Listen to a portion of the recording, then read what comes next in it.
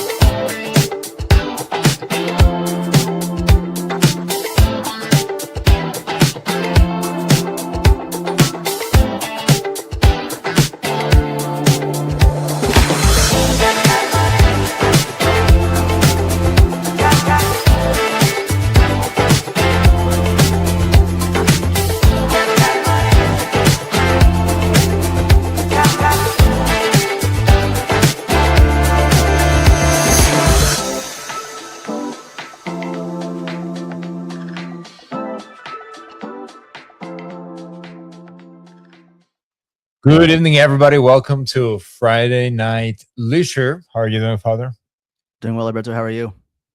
I'm doing great. So today on Friday, we talk about whatever you all want to talk about. Tuesday's Heart for Spirituality, Sunday, sermons.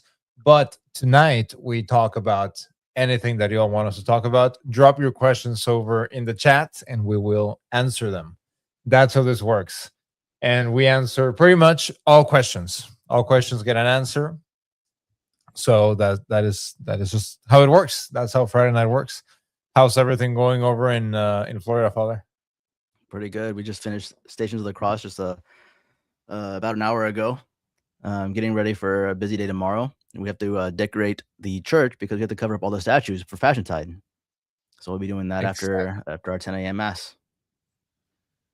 So I think I was completely vindicated because I was a little bit late, but then you were a little bit later than I was.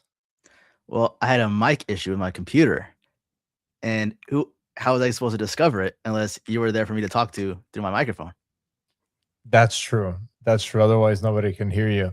So while we wait for everybody to log in, as people usually take a little bit, getting home or maybe being on the road and logging in, and the questions as they start to come in, we have a few topics. So the big piece of news this week, Father, was that an old photo was, I guess, discovered by Father Charles Murr that shows Dr. Prevost, now known as Pope Leo XIV, participating, actively participating in a ritual of worship of Pachamama. Did you get a chance to see that, Father? I did, and I think there's even a video of it. Yes, I think so. I saw like a video, but only where they had something that looked like a slideshow of the event, and I only saw the still photo.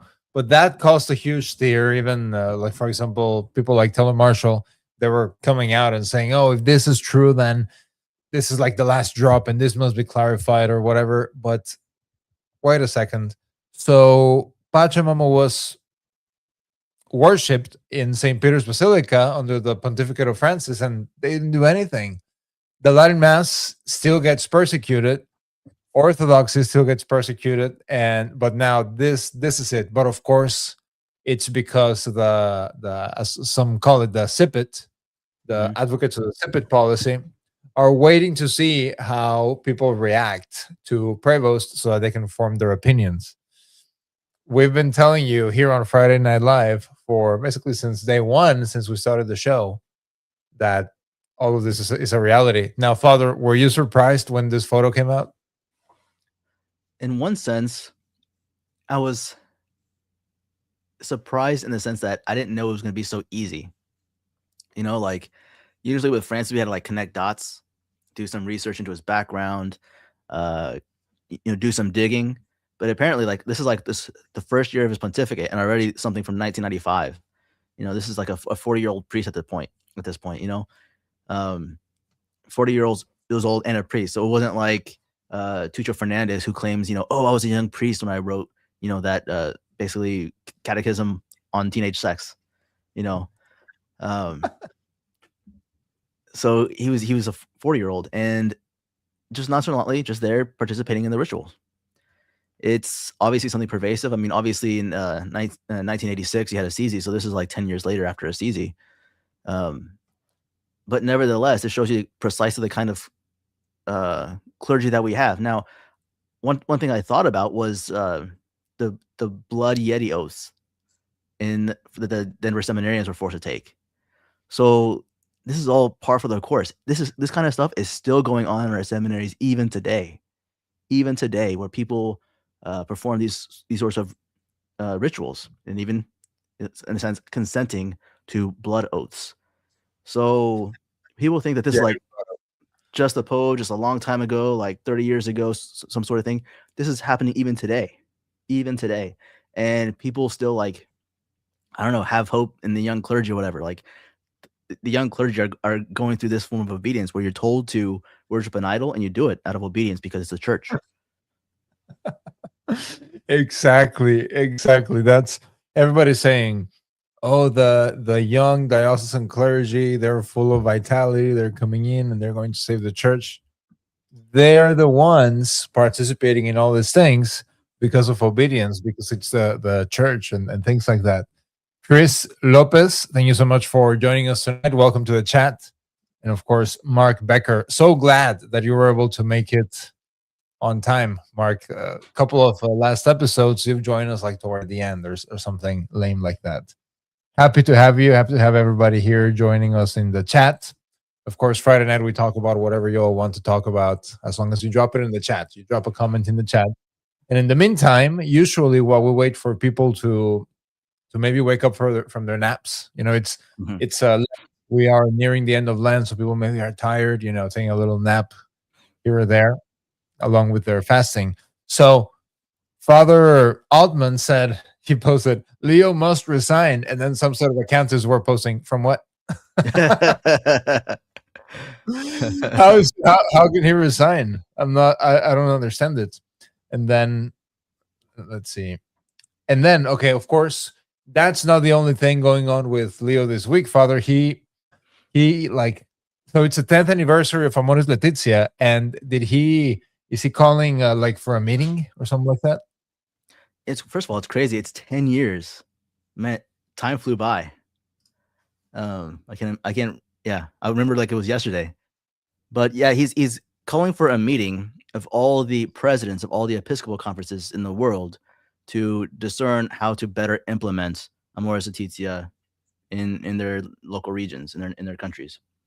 Which, I mean, the footnote 351, the famous one, wasn't necessarily brought up, but nevertheless, that was the biggest question. The whole Argentinian bishops, the Conference of Bishops in Argentina, sent a dubious and a question to Pope Francis, asking about the interpretation of that footnote. And he said, yeah, there's no other way to interpret what I meant in 351 except to give communion to divorced and civilly remarried, sacrilegiously. And so that has to be brought up because that's the loudest controversy in Amoris Laetitia. Nobody got anything else out of it.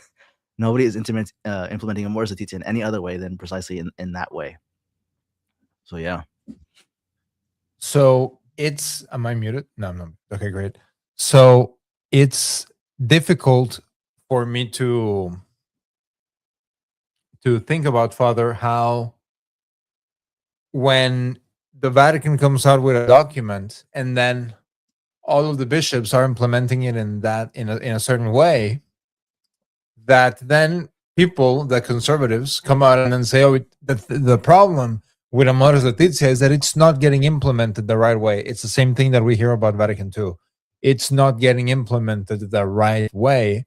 And the problem, and of course, never mind that the same people that wrote the documents are telling us how to interpret them, and are interpreting them and putting them into action themselves. But it's because Amoris Laetitia is just not getting implemented well. What is the answer to that? To the conservatives always find a way, like nothing in the Vatican II Church ever gets implemented the right way. I think part of the problem is that the Pope, having immediate and universal supreme jurisdiction over the entire world, thinks he's the Holy Ghost and can write something that can be easily discerned by the local bishops and implemented um, adequately. Just like basically we live scripture. But the church in the basically the papacy itself needs to just be very, very general and give certain directives. But again, practice the principle of subsidiarity. Maybe, I mean, because this was the problem actually with Amoris Laetitia and the church in Africa, because in Africa they don't have so much the problem with divorce and civil remarriage like we have here in the West. Their problem is that whenever they get converts into the Catholic Church, they're coming with like 5, 6, 7, 10 wives. And so how do you handle this situation? So they're coming from a completely different reality. And so it's hard to take Amoris Laetitia and apply it adequately across the board and with the same words. And so I think that's one thing that's making a lot of these things difficult, is Rome is trying to take control of the world in a sense, and that's not exactly how the church functions at its best. True. And then here, Edward Penton says, quotes essentially the Pope Leo's message regarding Amoris Laetitia. It says, in light of the changes that continue to impact families, I have decided to convene the presidents of the Episcopal conferences from around the world in October 2026 in an effort to proceed in mutual listening to a synodal discernment on the steps to be taken in order to proclaim the gospel to families today in light of Amoris Laetitia and taking into account what is currently being done in the local churches. So I just always have a hard time understanding, why is it always how we can proclaim the gospel to families in the modern day, like just the same as always. I don't know why we need a new approach. Me neither, because I mean, St. Augustine's story is so relevant to all of us today, seeking fame and glory in the world, seeing that that's not where happiness is, and then having this conversion to our Lord. Same with St. Francis of Assisi, trying to be a knight, going to war, going to crusades, and not finding the happiness there. I mean, it's the same human experience. The only thing that changes is technology. The only thing that changes is technology, but it's the same human experience.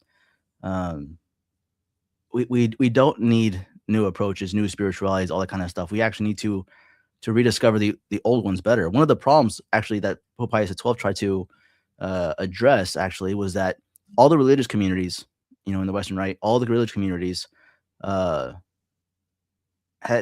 Thomistic philosophy, Jesuit theology with a Benedictine schedule. So many communities were losing the authenticity of their charism and what it provided for the church. Everyone was just kind of becoming the same thing. And so he tried to tell everybody to rediscover your roots, look back at your founders and live more like your founders rather than just, everyone was conforming to just one idea. And so I think that has something to do with it, in the sense that the Novus Ordo Church is trying to make one universal spirituality, and we're human beings. We weren't made for this. Let's see. We are starting to get some of the questions coming in. There's this one. Why do older Christians believe that Jews are the chosen people? So there's a couple of theories on this. I suppose the more mainstream would be that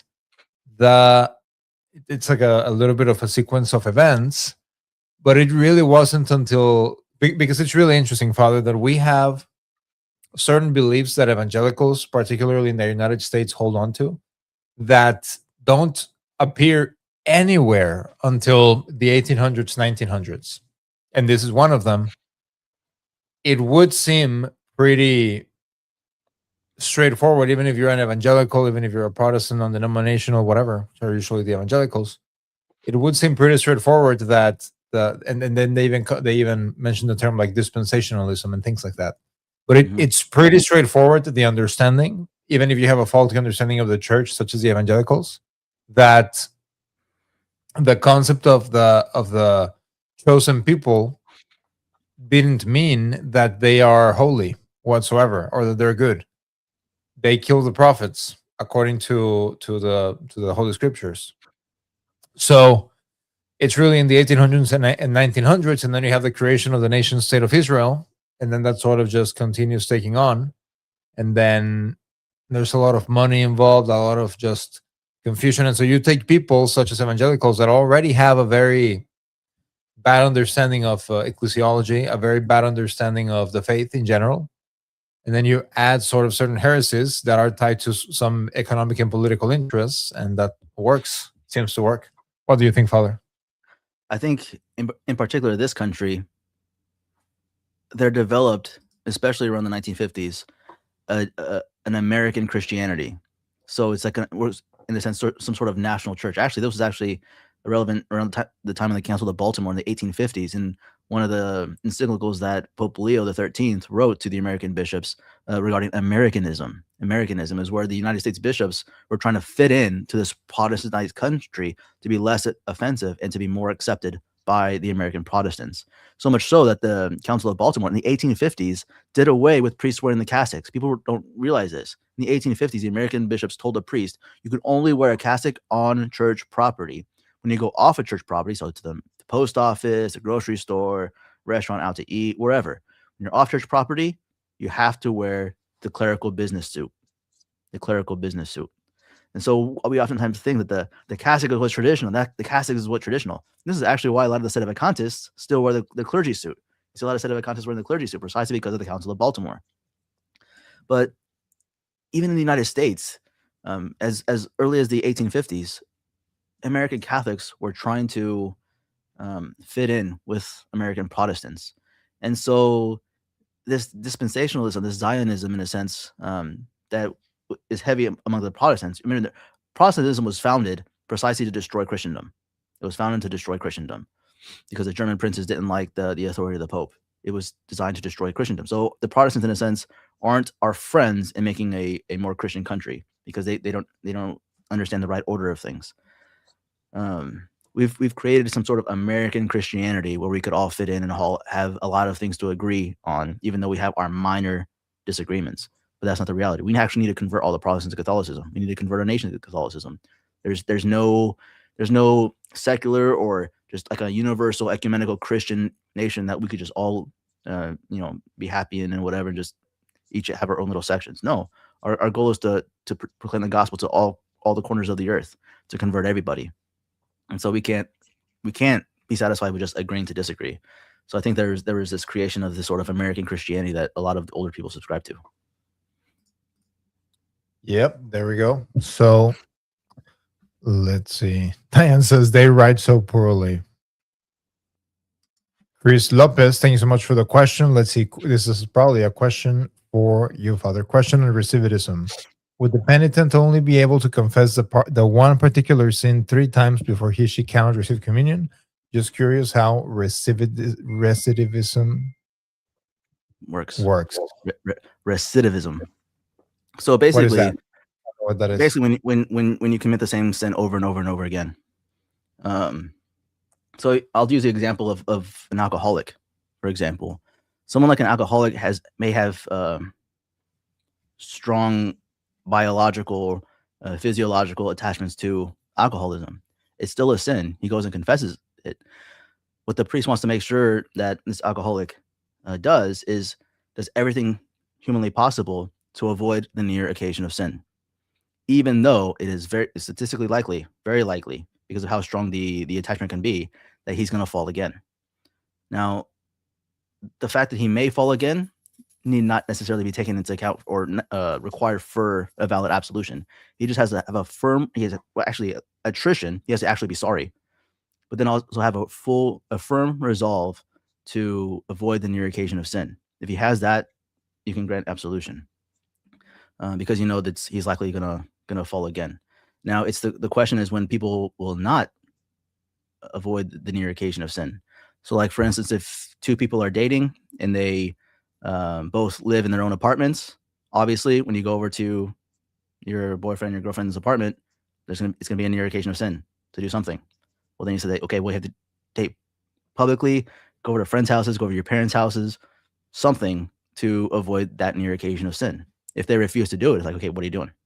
Or if someone's dating for like 3, 4, 5 years and they're falling into this sin, it's like, okay, well, are you gonna propose? Are you gonna get married? If not, what are you doing? This is in your occasion of sin. So different situations, you have to look at differently. So just because someone's likely to fall into the same sin again doesn't necessarily mean that you have to stop granting them absolution. Now, if it's something that, again, they refuse to avoid the near occasion of sin, then you can say, okay, come back to me in 2 weeks, 3 weeks. And if you've avoided the near occasion of sin, then I'll grant you absolution. But if not, then you're not really sorry for this sin, and you want to commit it again. And so then, even if I pronounce the words and make the sign of the cross over you, all that kind of stuff, the absolution isn't valid. You don't have attrition. So yeah. Yeah, there you go. I think this was a really good question, Chris. And then Will says, the Bible clearly states the one supposed to be one church. Everyone is supposed to be sounded alike. That's what I was saying. That if so, let's say that if I was a Protestant who believes Bible only, which doesn't make any sense, but let's say that I was. I would have no problem not believing the mainstream evangelical concepts on the Jews. And you bring up to them, Father, different like, okay, so they are the chosen people still, in a sense, eschatologically, from what the Catholic theologians say, in the sense that we still expect a conversion of the Jews. I mean, how does that even look like now, when it's so it's even hard to say who's actual ethnically a Jew? I don't know. But they remain in that way, but it's not in the way of like, oh, whatever they say that we have to give to them. And even in the or even that they're faithful whatsoever. If you look at the for example, it's in the book of Judith, they talk about how the Israelites sometimes are faithful to God and other times are not faithful to God. The Maccabean revolt, massive apostasy. So just because you are, even from a point of view from the Old Testament, just because you're an Israelite, that doesn't mean that you faithfully follow Almighty God. There's nothing to do with it. So yeah, they're unfortunately very confused. But as you mentioned, Father, it's like a completely different type of belief, American quote unquote Christianity, which is not sacramental, which they don't believe in baptism. It's very, very interesting. I think that, for example, it's something that even Martin Luther wouldn't even recognize whatsoever, or even any of the other reformers. I mean, at this point, we're basically just against, no drag queen story hours, in public libraries, and let children read the Bible in public school. Now, which Bible, which version of the Bible? That's a different question. But it's basically like, no to abortion. There's these very extreme things, but that's about all we have in common. So yeah. In different news, nobody's posting questions. People are joining us. People are in the chat, but we don't have any questions. Drop your questions over in the chat. So, Father, the Catholics for Catholics, or as I was calling it, Feds for Feds, or Grifters for Grifters conference going on. I was asking this question. So, okay, prefacing this, the PROCEDAMUS Gala, we were saying all along, the 2026 PROCEDAMUS Gala is for the benefit of the Oblates of St. Augustine and the Old Roman Catholic See of Caer-Glow. Whenever I've worked in fundraising in the past, and you always have to be very clear about what it is that you are raising funds for. If it's for this building, for that building, for this or that or whatever. For example, Archbishop Mikkel presented plans over at the Gala, Father, to reconstruction of a church. But all along, it was very clear. This is in case anybody had any questions or anybody wanted to criticize. So, what is the Gala for? In benefit of the Oblates of St. Augustine and the Old Roman Catholic See of Caer-Glow. If anybody's wondering, Our Lady of Good Hope, Pinellas Park, Florida. You can look it up on your Maps app right now, and you will find it. And then you can drive over and find the Mass times and go to Mass. That's tangible. Okay. Grifters for Grifters, Gala. I still can't answer the question. Who is it in benefit of? Does anybody in the chat know Who is the Catholics for Catholics Gala in benefit of? I don't know I if anybody mean, can. I don't know if anyone can answer that question. I see them hosting rallies and organizing online rosaries for things in the country, but it's like how much operational expenses does that actually cost? Um, it's kind of confusing, but of course, with all the high names that they have speaking at the conferences, it attracts a certain crowd, and people go to network. Um, of course, they throw in the Blessed Sacrament and adoration, these sorts of things. It is, yeah. I mean, if I was donating money, I'm like, so what is it going towards exactly? But um, there needs to be an organization, obviously, for a Catholic voice in the public square. But again, there's people that bringing up the question. Okay, you see John Henry Weston sitting next to Father Calvin Robinson, who we had speak at the keynote as a keynote for the PROCEDAMUS Gala, right? And so people are wondering, like, okay, here's this kind of crypto sedevacantist, John Henry Weston, and then a Catholic with old Catholic orders, or Anglo Catholic with old Catholic orders, and people are like, well, what kind of event is this?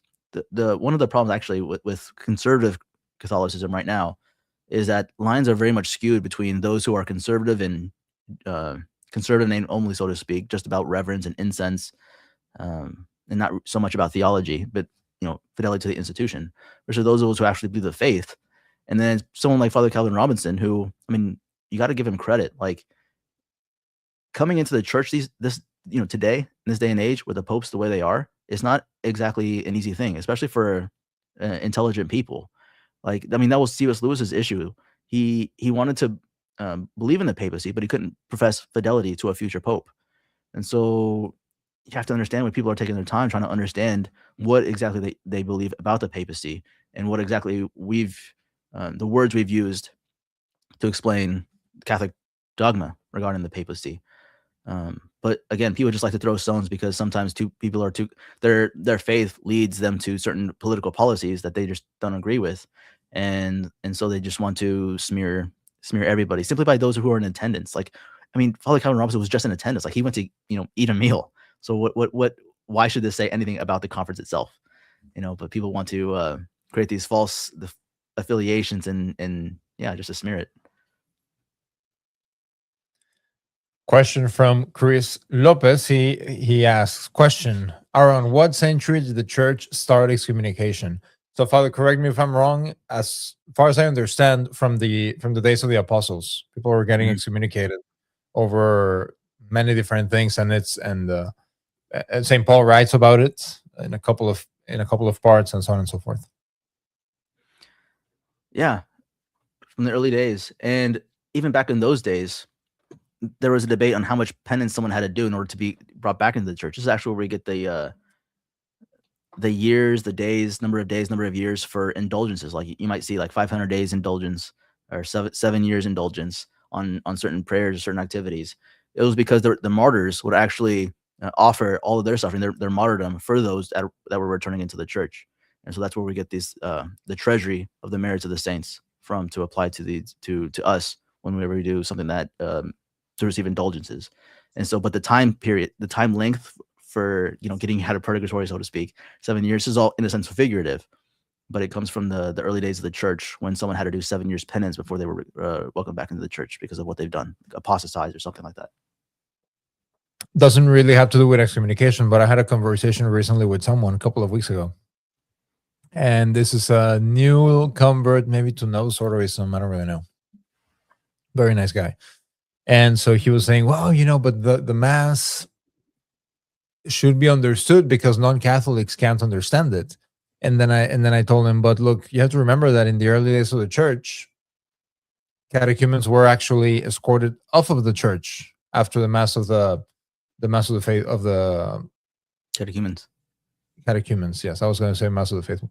The mass of the catechumens, they're escorted off out of the church. So the mass in and of itself is not for evangelization; it's a worship of Almighty God. It's primarily for Catholics.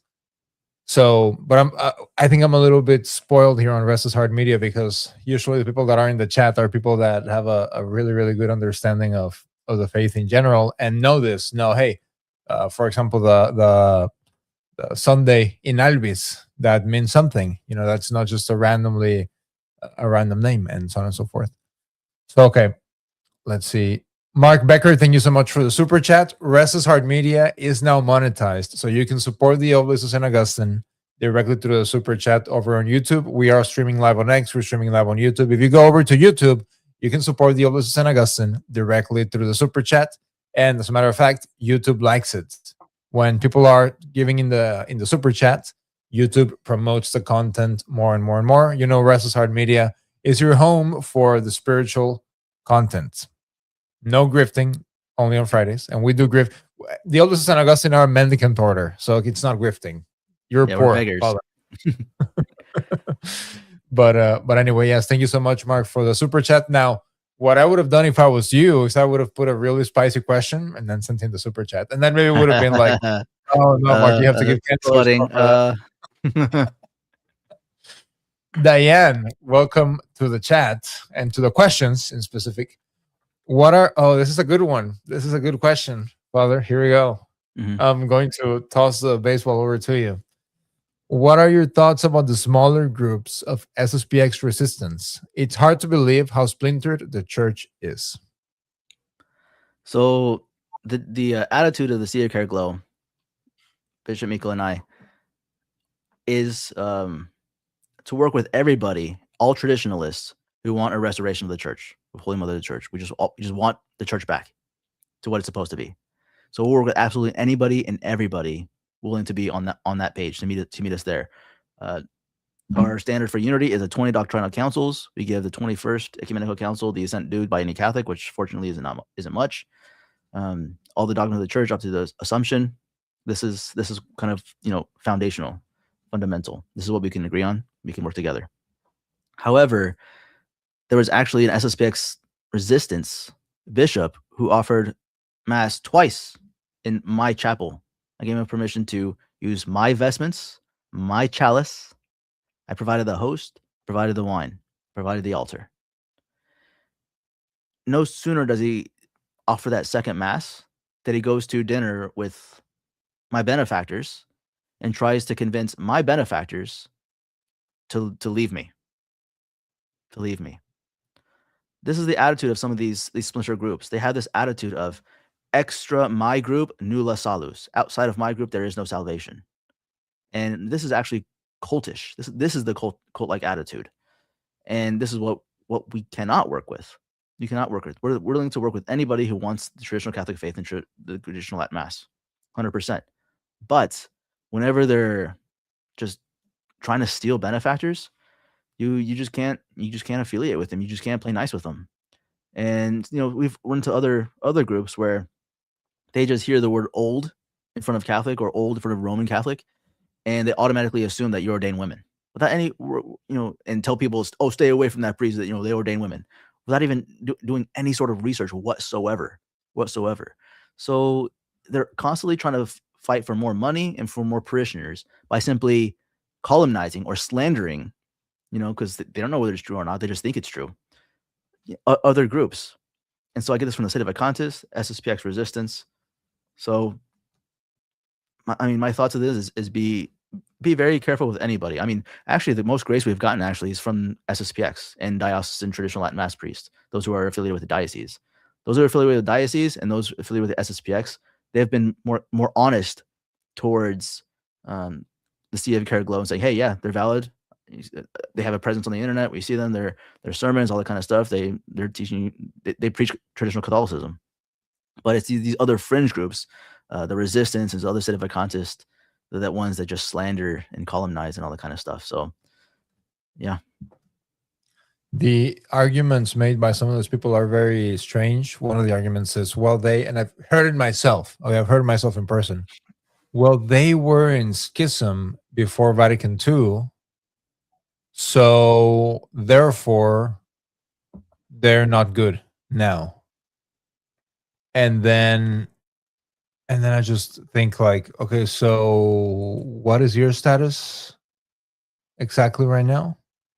So which pope is going to bring together the traditionalists? Mm-hmm. And there's really no answer to that. But yes, exactly. I know people that go to the SSPX and that have told me, yeah, I've asked SSPX priests, and yeah, and that people that know several SSPX priests and see no problems, and then others that are a little more skeptical of the CF Caer-Glow. But yeah, anyway, so it's it's difficult because the SSPX resistance, and then there's the SSPX Mirror and Corpse, right? So they're different and they're very loosely affiliated. And then even the bishops that they had don't even get along with each other because there's a principle that I live with, and that is that if you're with someone and all they're doing is complaining about previous friends, or if you're maybe courting someone and they're just complaining about previous boyfriends or whatever and how unfairly they've been treated, or how unfairly I was treated by a previous business associate, or this or that, or if you're conducting an employment interview and they're talking about funny questions, and then they're talking about the comments, and then if you're doing a job interview and they're talking about how at their former or at their current work, their boss is really, really bad and this or that, you will be next. You will be next as a that's the next sort of victim or person that you. So similarly, why do their own bishops not get along? People should be asking those questions. Mhm. So anyway, Mark says, Amy, where's Amy? I can't see Amy in the chat. And we have this weird question. Look, hopefully, if you're in Restless Heart Media, you can look at the rest of the content and then find God and actually be happy. If you're trying to convince us about this in the chat, it probably means to me that you're looking for something more, which we all are. That's why we're here. We're looking for God. So you can check out a little bit more of the content if you're already here on Restless Heart Media. Welcome. Mark asks, if someone dies out of the country, is cremation allowed to bring them home? So traditionally, cremation was forbidden because of its association with other pagan rituals and understanding of things. That was the primary reason. Nowadays, it's just seen more or less as just an option for internment. Personally, I don't like it because still today, I mean, if you've ever watched the movie The Way with Martin Sheen, there's this idea of always spreading ashes all over the place, or keeping grandma in your living room on the shelf right next to the TV. So these are the things that absolutely must be avoided. If someone is cremated, they absolutely need to be interred in a cemetery, in an actual cemetery, and not kept at home, not made into a diamond for your wedding ring or a necklace, not spread all over to all their favorite places, the football stadium they like to go to or whatever else. No, they actually need to be interred. So there's nothing wrong with cremation if the family truly understands that it's still a body that was a temple of the Holy Ghost and will uh, resurrect on the last day and be judged and go either to heaven or to hell. And even to build up a little bit, as we're waiting for a few more questions to come in here tonight on Restless Heart Media, Friday Night Leisure, where we answer the questions, we talk about the topics that you want us to talk about. One more thing that I'll add, Father, to what I was saying before we went to this question from Mark, is that we've, Mrs. Flatcat has met and spoken to supposedly traditionalist wives that complain about their husband incessantly. They're wearing all the modest clothing, all the trappings, incessantly complain about how bad their husbands are. Ladies, if you have a friend like this, husbands, if your wife has an acquaintance or a friend like this, avoid them, because then just as they make things up about their husbands, they will start making things up about your wives or your family, and it's really, really bad. So in general, it's probably a good idea to avoid people that are consistently talking about how unfairly they've been treated, supposedly, by other people in the past, and then you will be next, and you'll be like, it's like when you're a public figure, and then you see like you, Father, when all these people were writing news articles about you, and you're finding out things about yourself in these news articles. That's how it is when people make things up about you. You're like, I didn't know that. That's insane. So anyway, Chris Lopez, thank you so much for the additional question. He asks, "What are your thoughts on when the church was so holy and sold in the early centuries, excommunicated heretics to today? What happened?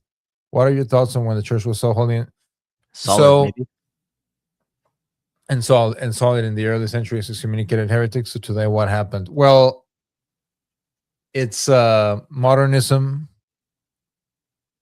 I mean, do you have a better answer than that, Father?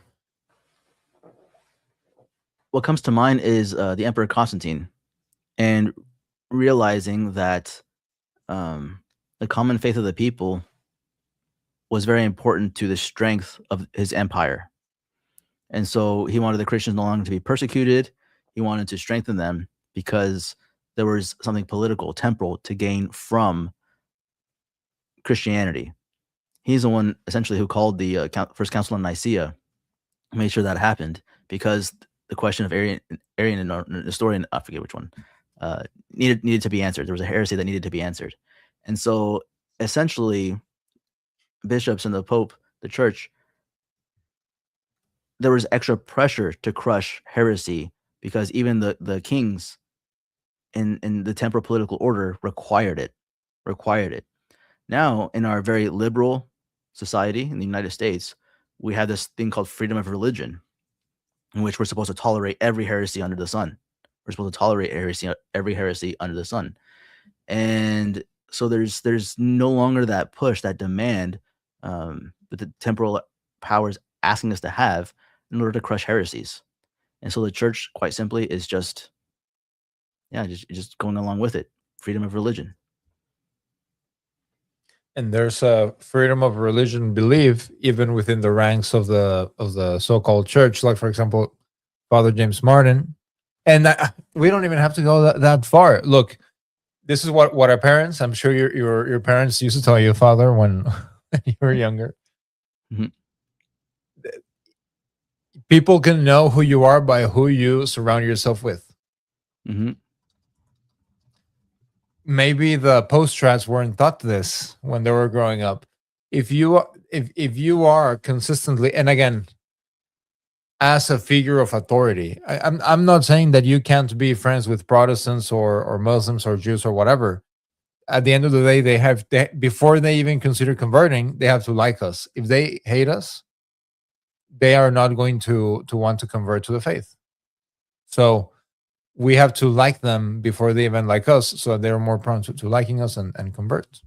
There's actually not even a debate going on. So people are logging in, Father, here, and not They're even. bots. They're bots. I don't know their names and all that kind of stuff, so that they're just not real people. So I just shoot them out. If anybody wants to disagree with anything that is said here, go ahead and post something coherent. But yeah, this They're all bots. so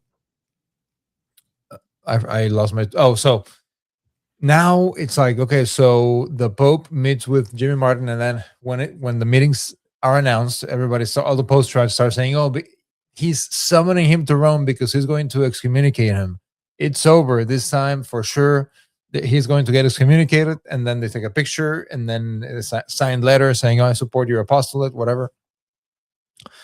So even when it comes to people like the Jimmy Martins, there's not a discrepancy in the belief of the Bergoglios, of the Prevosts, enough to excommunicate them. Now there was as we're waiting for more questions to come in here tonight on Restless Heart Media Friday Night Leisure. We have over 80 people watching. Love that. Thank you all so much for joining us this Friday evening as Holy Week is approaching. The Bishop Barron put out a statement against, what's her name, this former Miss California or something like that. Carrie, how do you pronounce her last name, Father? Prejean? Prejean Bowler? Baller. So, so Bishop Barron, so she's been making the rounds in all of the podcasts and Grifters for Grifters, Feds for Feds conferences, because she is a neophyte, a recent convert to the faith, and I help me understand this, Father. Maybe the chat can help me here. Why are neophytes put on a pedestal? Saint Paul when he converted, and he was a doctor. He knows the scriptures back and forth. Quote the scriptures. No, probably they had to be very studied and probably memorize the entire scriptures, probably to that level. He went away for years after our Lord converts him, and it's not until later that he starts preaching. Why, Father? Why do we now look in the secular media? I get it, but why do Catholics, the second somebody converts, they make the rounds on all the podcasts? They're the new voices for the Catholic faith. Why? Why do we do that? Celebrity status, money, generates influence. It's absolutely bizarre. And these people also become gatekeepers of people who have been traditional for over a decade. So there's people who even are out there, even new podcasters, traditional Catholic podcasters, who have only been traditional since COVID, only been since 2020. So like 6 years in the traditional movement, and they know everything. They know everything. They know exactly the ways that what preachers you should listen to, what bishops you should listen to, and which ones you shouldn't listen to. And they're the ones, preaching to those of us who've been trad basically since. I discovered the Church of Latin Mass in 2012, and there's people in 2020, 8 years later, telling me basically whether or not people should listen to me, whether or not I know anything. Again, I also had the formation of the Father John Melnick, grew up in the late 60s or in the 60s, under, his parish when he was growing up as a child was late to convert like decades later, to the Novus Order or whatever. So he grew up with tradition. He worked for the Pontifical Commission of Ecclesia Dei. He was the acting rector of the Fraternity of St. Peter. I have his journals. He's the one that really saved the Fraternity of St. Peter from being suppressed in its very early days. And people are like, no, you shouldn't listen to Father Martin. You should listen to basically anybody else. It's like, what? So that's really what's frustrating about all these lay people, is that they gain the influence because of number of subscribers or whatever else, and they do so much harm to the church. They should do so much harm to the church, and we're supposed to give them, the benefit of the doubt that they have goodwill, all that kind of stuff. But for one or two reasons, they ignore those who are actually speaking the truth. People that have been legitimately canceled for no other reason than the fact that they're Catholic.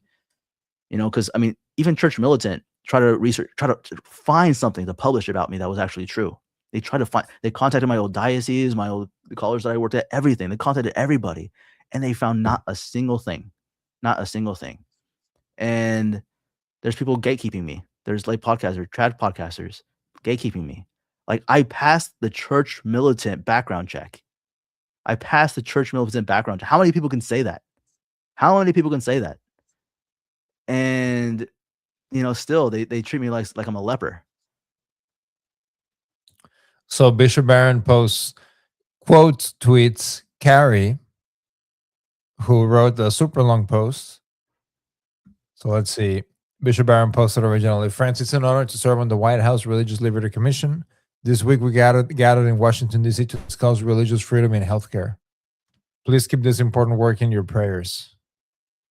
And then Carrie quote tweets that and says, "Your Excellency, you shared with me through text message to me that my position reflects Catholic teaching, especially that the modern state of Israel is not the fulfillment of biblical prophecy." Blah, blah, blah. I'm not going to read that. And then Bishop Barron quote tweets that, and he says, "Over the past several weeks, Carrie has complained that she was removed from the Presidential Commission on Religious Liberty because of her Catholic beliefs. And she has called out myself and other Catholic members of the commission for not defending her. This is absurd. Mrs. President Bowler was not dismissed for her religious convictions, but rather for her behavior at a gathering of the commission last month. Browbeating witnesses, aggressively asserting her point of view, hijacking the meeting for her own political purposes. The Catholic position on matters of Zionism, to which I fully subscribe, is as follows. All forms of anti-Semitism are to be unequivocally condemned. The state of Israel," so it's a buzzword, anti-Semitism. Doesn't really and so all forms. Well, that's completely ridiculous, because you can make that definition to be whatever you like and then condemn it. The state of Israel has a right to exist. It's as follows. The state of Israel has a right to exist, but the modern nation of Israel does not represent the fulfillment of biblical prophecies and hence does not stand beyond criticism. If Mrs. President Bowler were dismissed for holding these beliefs, it is difficult to understand why I am still a member of the commission. To paint herself as a victim of anti-Catholic prejudice or to claim that her religious liberty has been denied is simply preposterous." That's a strong statement from Bishop Barron. Yes, very strong. There's not such as a statement about Jimmy Martin, who he writes book cover reviews Uh, for. a forward. He wrote a forward for one of his books, didn't he? I Or don't know maybe if yeah, a forward, sure. but like a cover. You know, when there's like a you have a hardcover book, like this Uh-huh. one right here, reminding us of our series still going on the story of us all. So you have the hardcover, and then you have the paper, the sleeve. Uh-huh. Right. And he And wrote on the back a you have yeah, oh like nice. endorsements.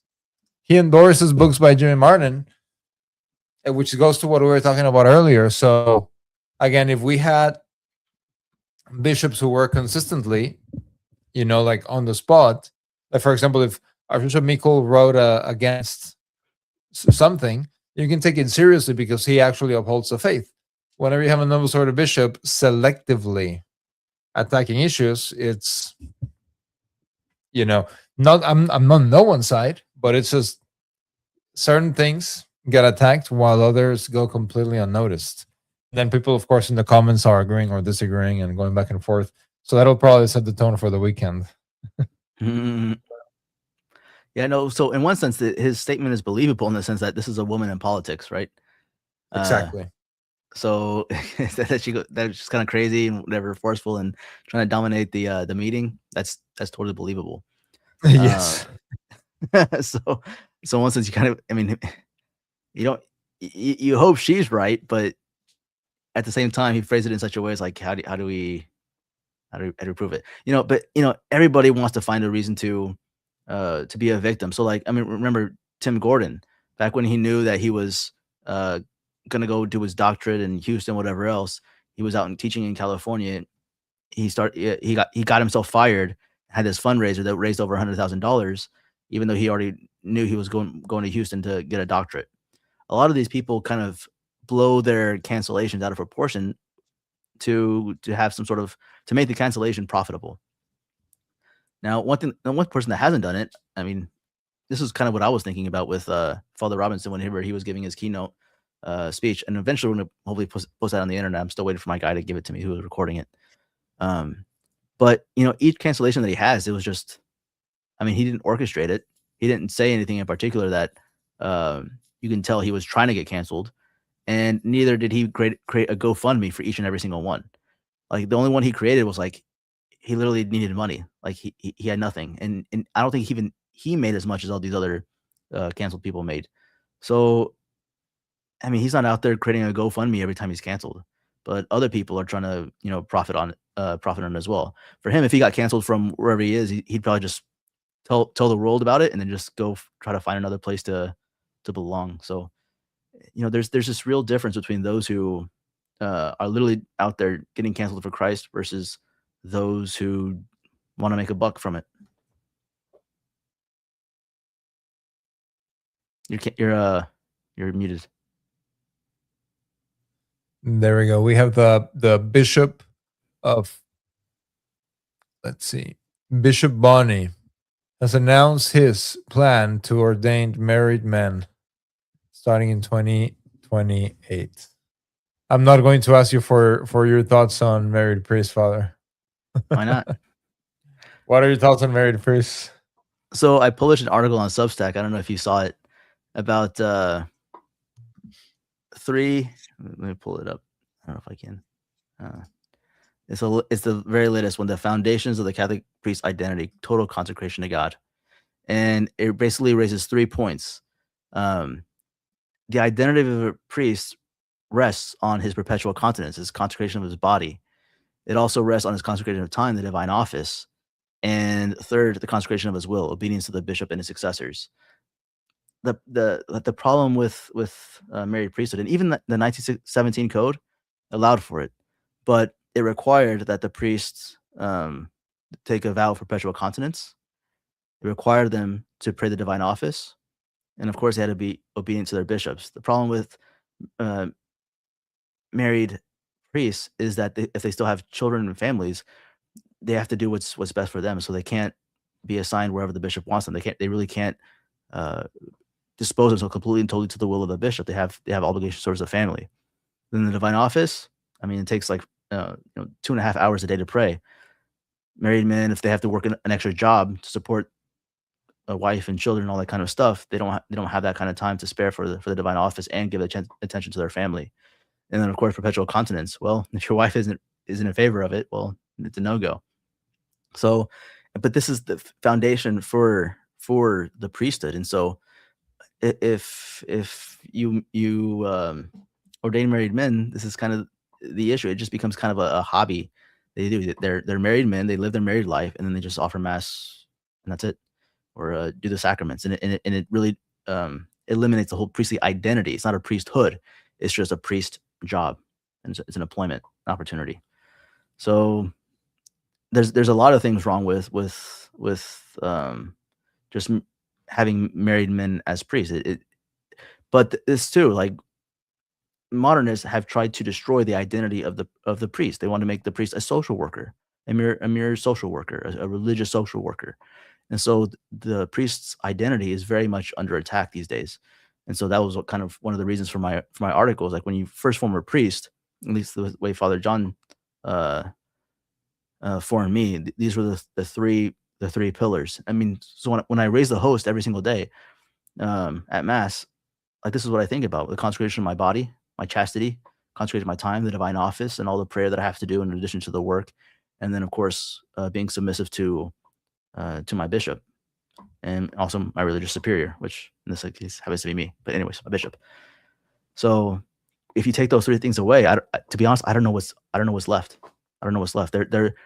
They're attacking the identity of the priest by ordaining married men. There we go. I asked. That was my Friday night question. So let's see. Mark says married men would be a disaster. And then Chris asks regarding the 3 days of darkness, is this a private revelation? And what are your thoughts on this? It is a private revelation. I haven't looked into it in maybe several years. I know there are several requirements for regarding the 3 days of darkness. Father, what do you think about the 3 days of darkness? I mean, I'm very disinterested in private relations, to be honest. I know people have created YouTube channels just to promote them, all that kind of stuff, and make it seem like that this is really where all the true answers are. I just don't buy any of it. Well, I can't say I don't buy any of it. Like Our Lady of Guadalupe was a private revelation, but hey, it actually had effects immediately in the world that were quantifiable, right? And then miracles attached to it and all this kind of stuff. But a lot of these private revelations are I mean, we can kind of see, relate, connect the dots in our own minds, but in regards to the spiritual fruit, is it making saints? Is it making converts? It's kind of hard to tell.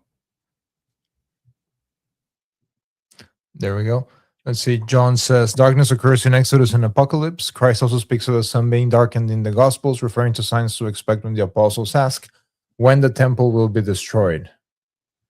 Yeah, I'm definitely. I believe several mystics have talked about the 3 days of darkness, but anyway, it just has been a while since I've read about it. But yes, I agree. Yeah, I agree with this. The Operation Chasers are pretty out there, and it all has usually to do with something external, which is also why I'm a little bit skeptical about that. Not about of course, the apparition of Our Lady of Fatima, but about everything around it. Even like for example, we don't need a private apparition to know that the Novus Ordo is bad. And things, and then you have other apparitions like Garavanda, and then you have people that are very. Let's see. This is the Rosary private revelation. No, it's something that really developed over time. I mean, the Dominicans try to say that Our Lady gave it to Saint Dominic, all that kind of stuff, but it really developed over Our Lady's Psalter. So the 150 Psalms, you have 150 Hail Marys. It was just a more practical way. Like if you read the rule of Saint Francis of Assisi for the Franciscans, whenever a brother couldn't pray the divine office, it was always exchanged for a certain number of Our Fathers and Hail Marys. And this was just a way, even for in a largely illiterate population, to be able to join in the divine office, which is kind of what our Lady's altars comes from. So actually, in that era too, all the monks were required to pray the divine office and the little office of the Blessed Virgin Mary.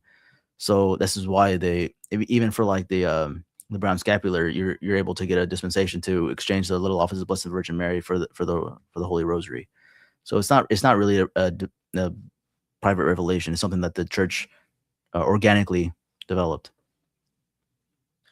There we go. Well, Father, we're at our time. No more questions coming in. Anything else before we go, Father? Other than reminding everybody to join us on Tuesday as we go back to the story of Assault by Saint Teresa of Lisieux.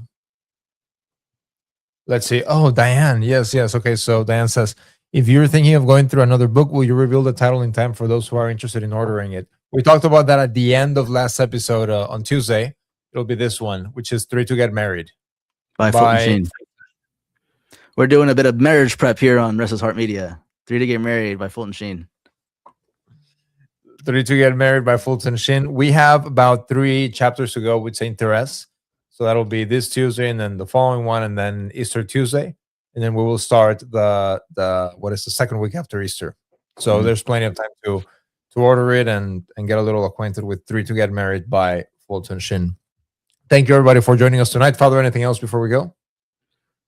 I think that's it. We're getting to Passion Week. Make sure you spend lots of time reflecting on reading. Okay, real quick. All throughout Lent, there's actual proper masses for each and every single weekday, which is beautiful because you actually get to read readings and they gradually more and more get closer to the actual time frame in which our Lord was being more and more rejected by the Pharisees and they were plotting to kill him. So especially this week, all the readings are going to be extremely pertinent and developing towards the final day before Palm Sunday when the Pharisees decided to actually kill him. So make sure you spend time with the readings. Would you? Absolutely not. I mean, a Holy Week is busy enough as it is. If it's just looking at it from the time frame, but I mean, maybe you should be spending a little bit more time in prayer than watching us just having leisure. So yeah, no for Good Friday for Friday Night Leisure. But yeah, just take these last 2 weeks and really make it profitable for you spiritually. There we go. Thank you, Father. Thank you, everybody, for joining us. See you all on Tuesday. Have a great night. God bless.